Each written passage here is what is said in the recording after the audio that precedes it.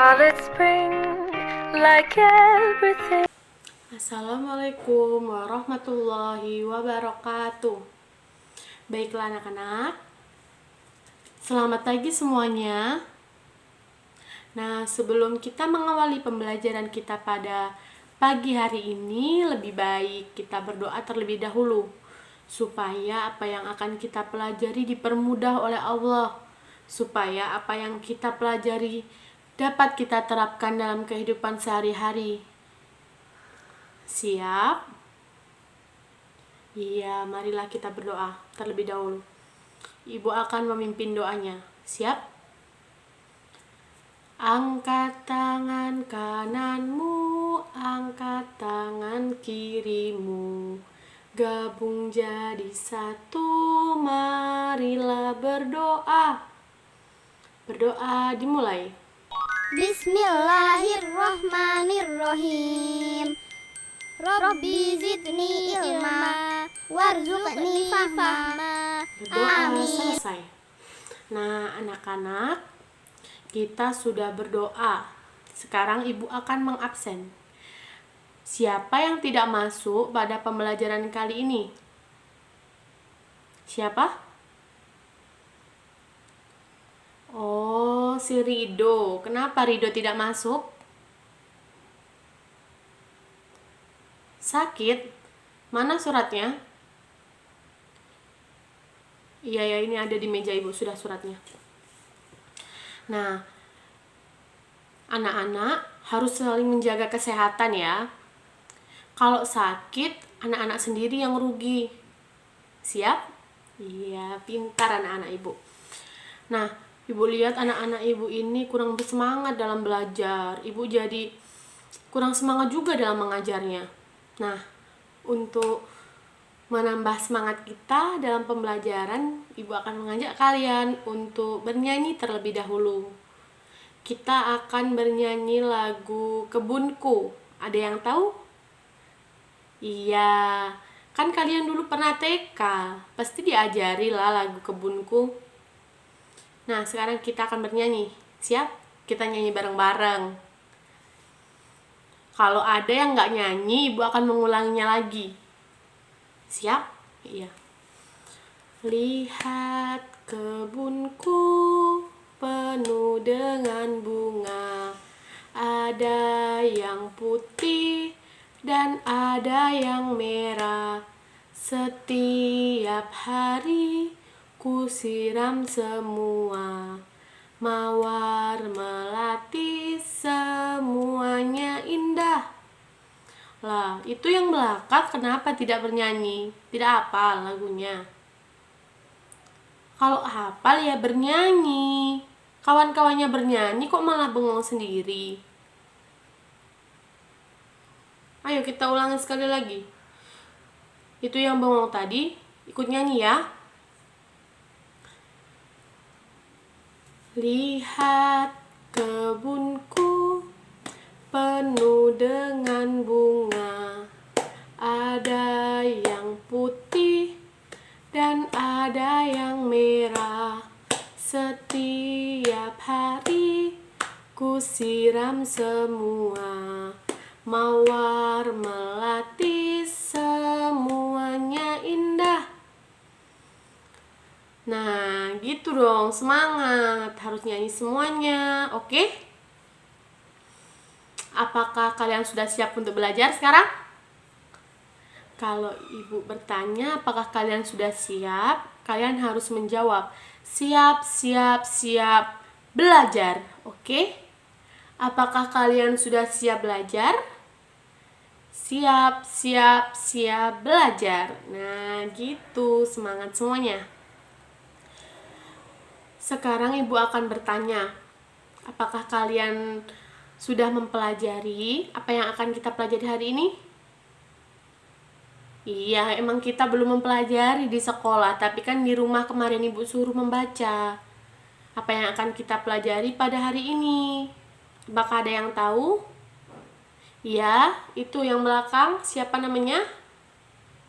Iya, Nanda, kita mempelajari tentang apa hari ini? Iya benar, kita akan mempelajari tentang ekosistem. Terus itu yang depan? Iya, Nadia. Benar, kita akan mempelajari tentang ide pokok. Ada lagi? Nah, baiklah, ada yang tahu lagi kita akan mempelajari tentang apa? Iya, benar sekali. Kita akan mempelajari tentang cerita non-fiksi. Nah, jadi kesimpulannya kita hari ini akan mempelajari tentang ekosistem dan ide pokok dalam cerita non-fiksi. Nah, yang pertama akan kita bahas yaitu tentang ekosistem. Apakah kalian tahu apa itu ekosistem, anak-anak? Nah, apabila kalian tidak tahu, Ibu harap kalian mencatat. Nanti akan Ibu kasih tugas, kalau kalian tidak bisa mengerjakan, Ibu akan kasih hukuman. Oke? Nah, ekosistem merupakan sebuah sistem ekologi yang terbentuk dari hubungan timbal balik antara makhluk hidup dengan lingkungan sekitarnya.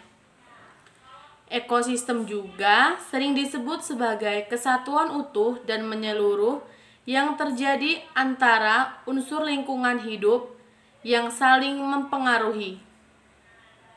Apakah bisa diulangi, Reza? Apa yang dimaksud dengan ekosistem tadi?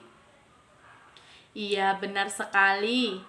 Ekosistem merupakan tatanan kesatuan utuh dan menyeluruh yang terjadi antara unsur lingkungan hidup yang saling mempengaruhi. Nah, yang selanjutnya kita akan mempelajari tentang komponen ekosistem. Komponen ekosistem dibagi menjadi dua. Yang pertama yaitu komponen biotik atau komponen hidup. Komponen ini terdiri dari makhluk hidup yang hidup di dalamnya. Yang kedua yaitu komponen abiotik. Komponen ekosistem yang terdiri atas benda mati. Meskipun demikian, komponen ini juga sangat diperlukan untuk menjaga keseimbangan ekosistem atau sistem ekologi. Nah, selanjutnya kita akan membahas tentang fungsi. Fungsi dari ekosistem. Nah, apa sih fungsi dari ekosistem?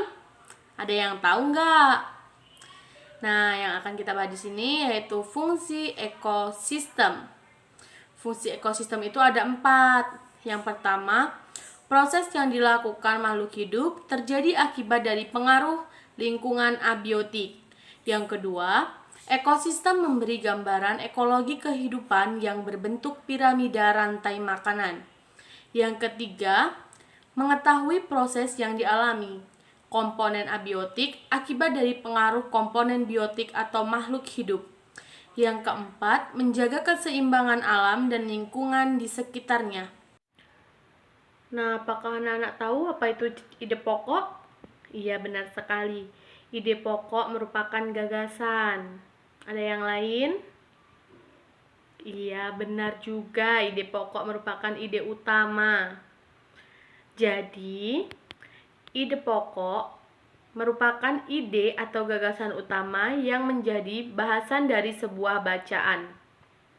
Nah, selanjutnya kita akan mempelajari tentang cerita non-fiksi. Apakah kalian tahu apa itu cerita non-fiksi? Kalau anak-anak belum mengetahui apa itu cerita non-fiksi, Ibu akan menjelaskan apa itu cerita non-fiksi. Cerita non-fiksi merupakan sebuah karangan atau tulisan yang bersifat informatif, di mana penulisnya mempunyai tanggung jawab atas kebenaran dari peristiwa tersebut, baik itu peristiwa tentang orang atau informasi yang disampaikannya. Jadi, cerita non-fiksi itu merupakan cerita yang nyata. Nah, tadi kan kita sudah mempelajari tentang ide pokok.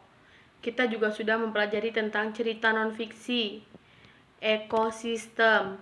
Nah, selanjutnya Ibu akan bertanya, bagaimana sih cara menentukan ide pokok pada cerita non-fiksi? Ada yang tahu tidak? Nah, jika belum tahu, Ibu akan menjelaskan. Siap mendengarkan? Ya, Ibu harap apabila Ibu sedang menjelaskan, jangan ada yang berbicara, Jangan ada yang sibuk sendiri dengan temannya ya. Nah, yang pertama yaitu membaca seluruh paragraf. Cara yang pertama yang bisa dilakukan adalah dengan membaca keseluruhan dari paragraf tersebut. Caranya dengan berkonsentrasi dengan cermat. Ketika membaca jangan bermain-main, mengerti kan? Iya. Yang kedua, anak-anak harus membaca setiap kalimat. Nah, cara ini dilakukan untuk menentukan ide pokok dengan cara membaca serta memahami kalimat setiap kalimat yang ada di dalam suatu tulisan atau bacaan. Yang ketiga, memisahkan kalimat utama. Cara yang ketiga ini yaitu harus menjelaskan atau memisahkan kalimat utama dari kalimat penjelasnya. Jadi anak-anak di sini harus membedakan ya antara kalimat utama dan kalimat penjelas yang ada dalam sebuah paragraf tersebut. Nah, yang keempat, anak-anak harus menandai informasi-informasi yang penting. Informasi penting tersebut terdapat di setiap kalimat atau dalam setiap paragraf ya. Jadi anak-anak harus memperhatikan, tidak boleh bermain-main. Nah, yang kelima yaitu kalimat penjelas adalah pendukung. Nah, cara ini dilakukan dengan cara mengenali kalimat penjelas dalam sebuah paragraf yang bersifat sebagai pendukung. Dalam tahap ini, ketika kamu masih mengalami kesulitan, kamu bisa memperhatikan penggunaan dari kata-kata yang berulang. Yang keenam yaitu menyimpulkan isi paragraf. Nah, yang bisa dilakukan adalah dengan menarik kesimpulan, simpulkanlah isi dari sebuah paragraf tersebut. Hal yang itu berguna untuk membantu mencari dan menentukan sebuah ide pokok sehingga hal ini akan memberikan kamu kemudahan. Yang ketujuh, mengenandai ide pokok. Nah, cara untuk menentukan ide pokok yang ketujuh ini adalah dengan cara menandai ide pokok pada setiap paragraf dari suatu tulisan secara menyeluruh. Kamu bisa melakukan ini dengan menggabungkan bagian awal dan akhir dari kalimat di paragraf tersebut. Ide pokok ini umumnya disebut dengan ide pokok campuran. Anak-anak, itu tadi merupakan cara untuk menentukan ide pokok pada cerita non-fiksi. Nah, nanti Ibu akan memberikan satu cerita non-fiksi. Kalian harus mencari ide pokok dari cerita non-fiksi tersebut ya. Ibu akan memberikan satu contoh soal tentang menentukan cerita non-fiksi. Baiklah, di sini Ibu akan mencontohkan di paragraf pertama ya anak-anak. Paragraf pertama ini kita harus membaca bersama-sama dulu ya. Jangan ada yang ribut. Nah, baiklah kita akan memulainya. Semua makhluk hidup memerlukan lingkungan tertentu untuk memenuhi kebutuhannya. Lingkungan adalah sesuatu yang berada di sekitar makhluk hidup. Sebuah lingkungan terdiri atas bagian yang hidup atau abiotik dan bagian tak hidup atau abiotik. Bagian yang hidup di sebuah lingkungan terdiri atas tumbuhan, hewan, dan makhluk hidup lainnya. Bagian lingkungan yang tak hidup terdiri atas cahaya, matahari, air, udara, dan tanah. Nah, pertama kita harus mencari terlebih dahulu kalimat utama dari paragraf tersebut. Dari paragraf tersebut, kalimat pertamanya merupakan kalimat utama, yaitu terletak di kalimat pertama yang berbunyi, semua makhluk hidup memerlukan lingkungan tertentu untuk memenuhi kebutuhannya. Nah, dari kalimat utama tersebut baru kita mencari ide pokoknya, yaitu inti dari kalimat utama yang berbunyi, makhluk hidup memerlukan lingkungan. Nah, untuk paragraf yang kedua, 3 sama 4 itu silakan kalian cari ide pokoknya sendiri ya, yang seperti dicontohkan Ibu tadi. Nah, setelah nanti ketemu, difoto lalu dikirim ke WA pribadi Ibu. Jangan ada yang mencontoh pekerjaan dari temannya ya, usahakan mengerjakan sendiri, bisa kan? Iya, pintar, anak-anak Ibu emang pintar. Nah, Ibu rasa cukup sekian pembelajaran kita pada pagi hari ini ya. Lebih dan kurangnya Ibu mohon maaf. Kepada Allah Ibu mohon ampun. Sebelum kita mengakhiri pembelajaran ini, lebih baik kita berdoa terlebih dahulu.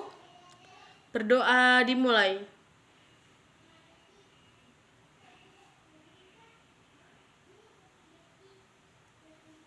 Berdoa selesai. Marilah kita akhiri pembelajaran kita hari ini dengan melafazkan lafaz hamdalah bersama-sama. Alhamdulillahirabbil alamin. Ibu akhiri, wassalamualaikum warahmatullahi wabarakatuh. Selamat siang anak-anak.